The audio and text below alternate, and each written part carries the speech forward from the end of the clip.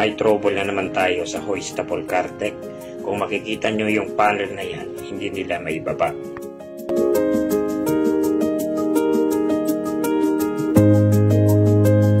Testing muna natin. Ang sabi kasi ni Boson, pag binabad niya daw, namamatay kaagad ang power sa control panel. Yun nga, namatay kaagad ang power. Yun, nag-trip ang main breaker niya. Hanapin natin sa diagram kung ano yung mga load niya. So mag-focus tayo sa mga solenoid. Yun, B2. Doon naman tayo sa hydraulic panel. Tingnan natin yung solenoid na B2. Disconnect ko muna yung kable para sa supply ng solenoid coil. Tapos testing ulit natin ang panel. Yun, hindi nag-trip.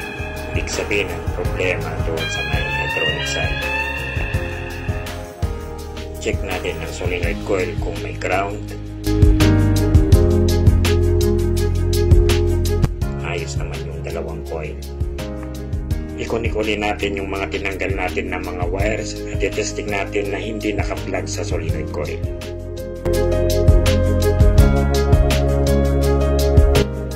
Yun, nag-trip ulit.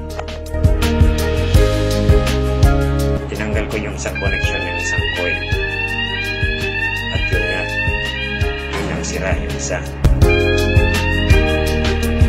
Yung connection tag ng solenoid coil ay meron kasing rectifier. Convert niya yung DC supply to DC. Napalitan natin, testing ulit. Ayos na.